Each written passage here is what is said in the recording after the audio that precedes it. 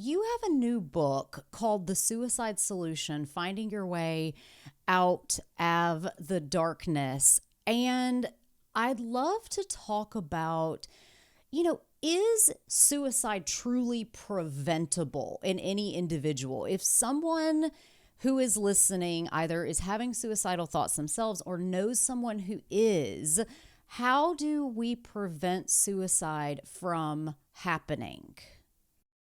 So number one, to that individual who's listening, there is hope.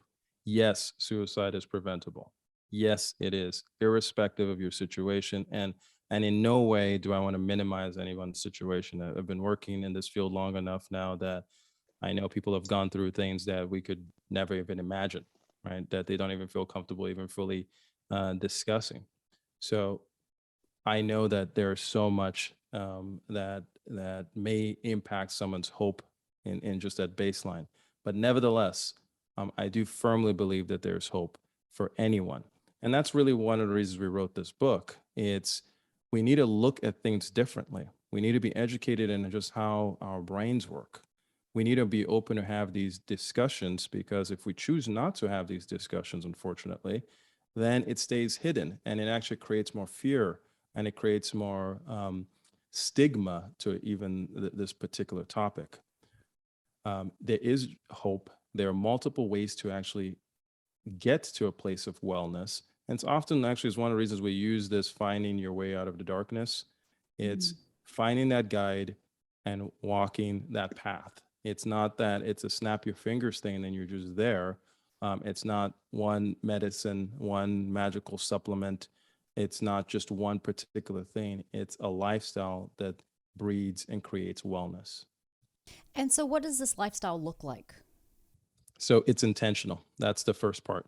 Okay. It's intentional. But to be intentional, you need to have an understanding of how things are working. So we actually that's how we start. We start in the first three, four chapters basically discussing how our brains work, how we understand our environment, how we understand ourselves.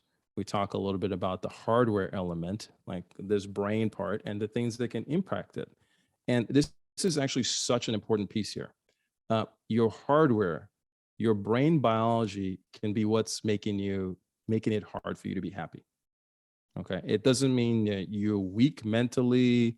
It doesn't mean that you just you have poor habits and you can't figure it out. Or we particularly wrote to people who have some kind of faith beliefs, but we believe this book has benefits for people who don't have some kind of faith background. But um, even in people with faith structures that speak against suicides and such, they will often feel like, oh, it must mean that I don't have enough faith. I'm not a good enough practicer of my whatever religion it may be. And often, sometimes it has nothing to do with that. It just has to do with the fact that biologically, oh, you had a head injury. Yes, you've had 15 concussions in your life. Like that can be a major change to your brain's biology. Two concussions drastically, actually, just even one concussion drastically increases your risk for a suicide attempt. Mm. Just one concussion. And think about all the people out there who are like, oh, I just saw some stars or whatever. We see this all the time at our clinic. The more hits to the head, the more risk for depression and anxiety.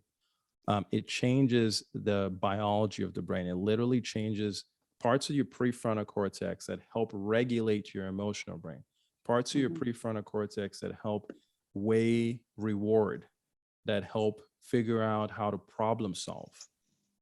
It changes parts of your limbic brain, or specifically in your amygdala. Your amygdala is all about threat detection. It's thinking about the worst case scenario. There's a part that's actually looking for the lion in some ways in your environment. If there's injury because you had a head injury or such, that part starts firing off inappropriately.